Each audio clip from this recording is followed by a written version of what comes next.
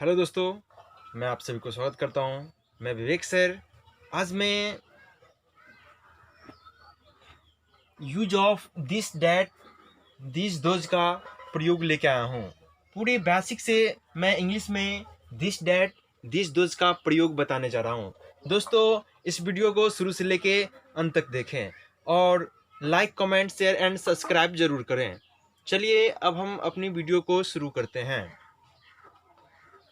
आज मैं दिस का मतलब होता है दोस्तों यह। दिस का मतलब क्या होता है? यह। दिस का मतलब यह होता है। दिस का प्रयोग हम कहाँ करते हैं? बहुत बच्चे पूछ रहे थे कि सर दिस का प्रयोग कहाँ करते हैं, डेट का प्रयोग कहाँ करते हैं, दिस का प्रयोग कहाँ करते हैं और दोज का प्रयोग कहाँ करते हैं। तो मैं इस पे आज वीडियो बनाया हूँ। तो देखिए दोस्तों, दिस का मतलब होता है यह। नजदीक की वस्तु और व्यक्ति के लिए दिस का प्रयोग किया जाता है। गौर से देखिए, आप लोग कॉपी निकाल के, जितने भी स्टूडेंट्स हैं कॉपी निकाल के और इसको आप फटाफट उतारते चलिए। देखिए, नजदीक की वस्तु और व्यक्ति के लिए किया जाता है किसका प्रयोग? दिस का प्रयोग। नजदीक की वस्तु और व्यक्ति के लिए किया जाता है। चलिए दूसरा पॉइंट है मेरा, दूर की वस्तु और व्यक्ति के लिए किया जाता है। जब कोई व्यक्ति दूर हो या वस्तु दूर हो तब हम उसको प्रयोग करते हैं डेट से। चलिए अब हम आगे देखते हैं। ये मेरा पॉइंट 1, 2 और मेरा ये पॉइंट 3 है। दिस और डेट का प्रयोग सिंगुलर नाउन के साथ किया जाता है। दिस और डेट का प्रयोग दोस्तों सिंगुलर नाउन के साथ किया जाता है। दिस और डेट का प्रयोग सिंगुलर नाउन के साथ किया जाता है। अब मेरा फोर्थ पॉइंट है, दिस डेट के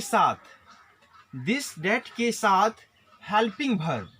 दिस डेट के साथ हेल्पिंग वर्ब इज का प्रयोग होता है। किसका होता है दोस्तों? इज का प्रयोग होता है। चलिए देखिए, अब कुछ इसका एग्जाम्पल्स हैं।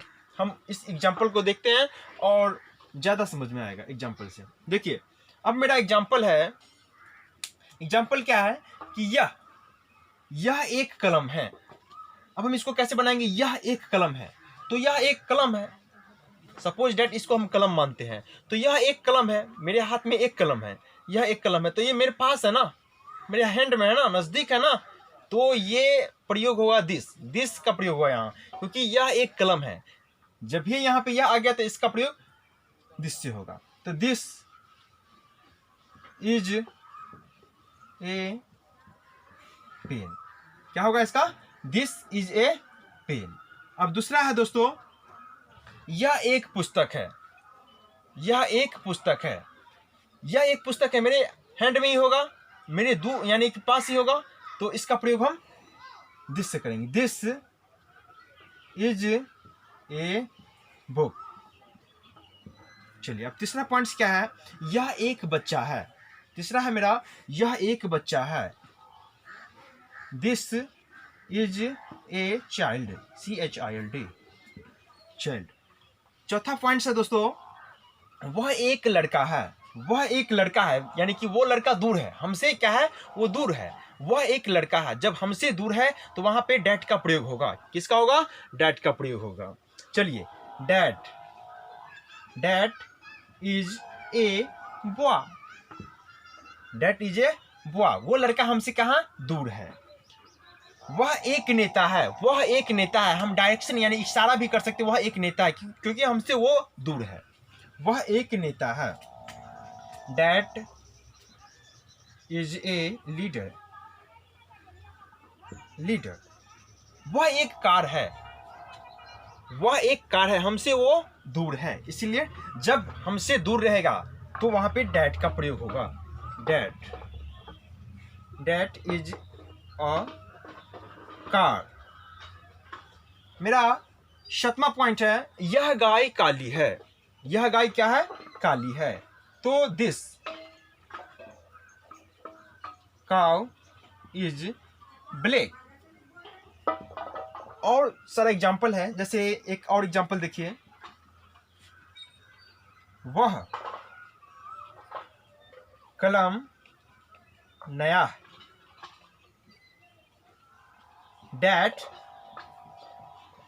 Pen is new, that pen is new. ये होगा वह कलम नया है, इसका होगा डेट पेन इज न्यू। चलिए अब हम दिस डेट का प्रयोग अच्छी तरह जान गए। दिस डेट का प्रयोग कहाँ होता है। अब हम प्रयोग करेंगे दीज और दोज का। अब हम प्रयोग करेंगे दीज और दोज का। यहाँ पे अब दिस डेट का प्रयोग हम अच्छी तरह से जान गए कि कहाँ होता है दिस का प्रयोग और कहाँ होता है डेट का प्रयोग। अब हम जानेंगे दीज का और दोज का। अब हम दीज और दोज का प्रयोग जानते हैं, तो चलिए मैं दीज और दोज का प्रयोग बता रहा हूँ। दोस्तों मेरे चैनल को ज़्यादा से ज़्यादा सब्सक्राइब करें, लाइक करें एंड मेरे वीडियो को कमेंट करें। दोस्तों अब हम यहाँ पे दिस डेट का प्रयोग अच्छी तरह समझ गए हैं और यहाँ पे हम दिस दोज का प्रयोग समझ रहा हूँ।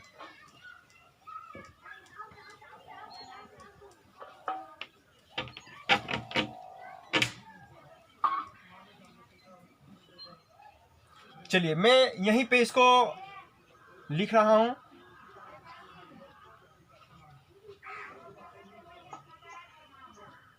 दीज, दीज का मतलब होता है ये, सॉरी सबको मिटा ही देते हैं।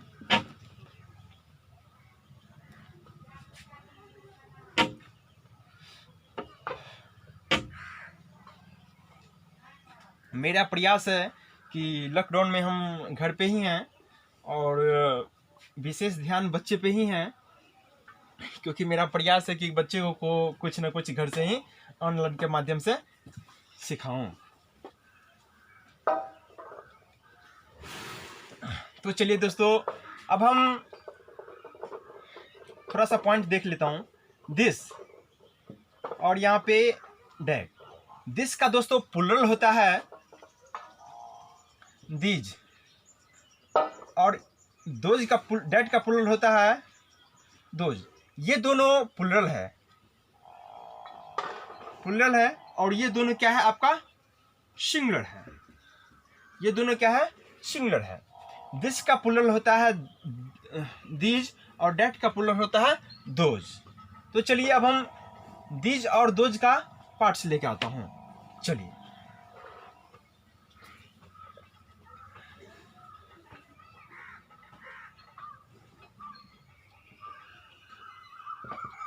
दीज, दीज का मतलब होता है ये या ये सब। दोस्तों दीज का मतलब होता है ये या ये सब।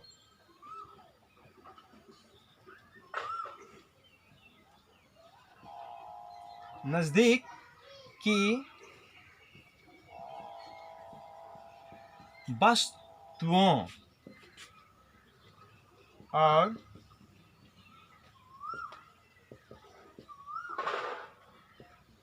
व्यक्तियों के लिए।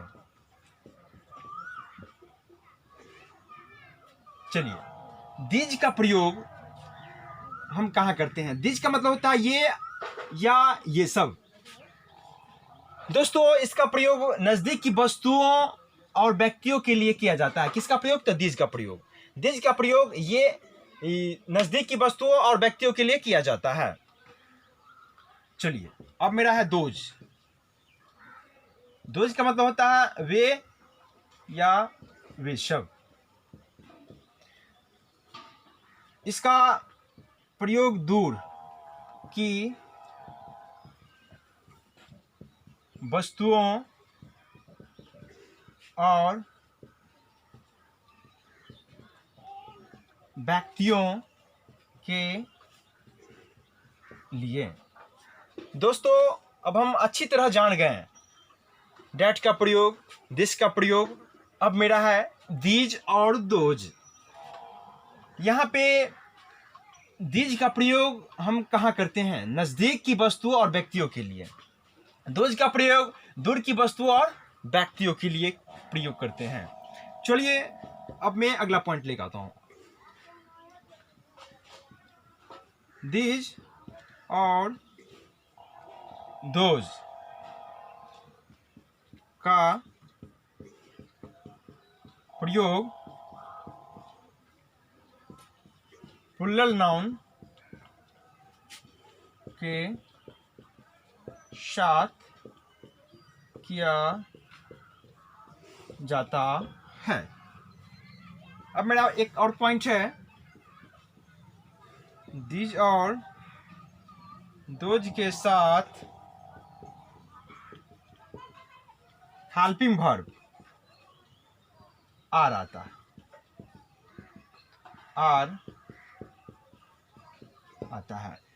दोस्तों अब मैं इस दोनों पॉइंट्स को थोड़ा चर्चा करता हूं। दीज और दोज का प्रयोग प्लूरल नाउन के साथ किया जाता है। दोस्तों दीज और दोज का प्रयोग दिस और डैट का प्रयोग सिंगुलर नाउन के साथ और दीज और दोज का प्रयोग प्लूरल नाउन के साथ किया जाता है। इस पॉइंट्स को आप याद रखिएगा। यहाँ पे मेरा पॉइंट्स है, दीज और दोज के साथ हेल्पिंग वर्ब, जैसे मेरा हेल्पिंग वर्ब है यहाँ पे आर, तो दीज और दोज के साथ आर का प्रयोग आता है। किसका प्रयोग आता है? आर का प्रयोग। चलिए for the more example,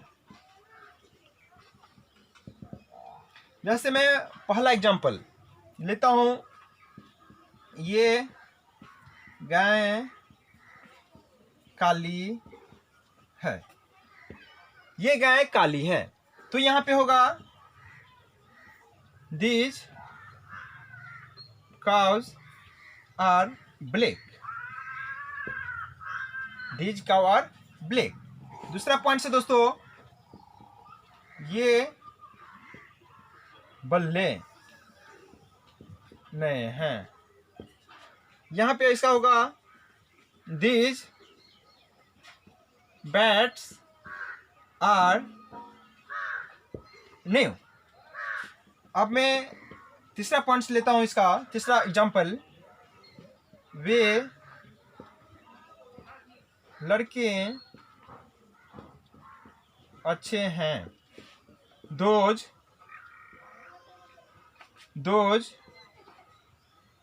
boys are good. अब मैं चौथा पॉइंट्स लेता हूं, इसका चौथा एग्जांपल, वे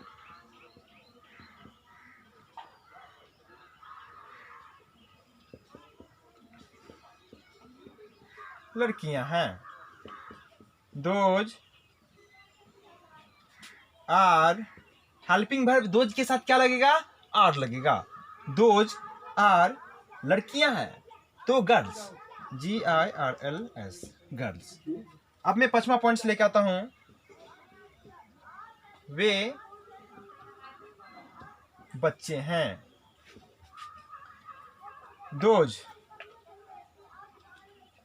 दोज के साथ helping verb are, those are children, CHILDRE, children. दोस्तों अब मैं अच्छी तरह से दीज का प्रयोग और दोज का प्रयोग जान गए। दोस्तों मैं एक बार फिर से चर्चा करता हूं, दिस और डैट ये दोनों सिंगुलर है, दीज और दोज ये क्या है? प्लूरल है। हम अच्छी तरह से इसका प्रयोग और इसका प्रयोग, दिस डैट दोज और दीज का प्रयोग जान गए हैं।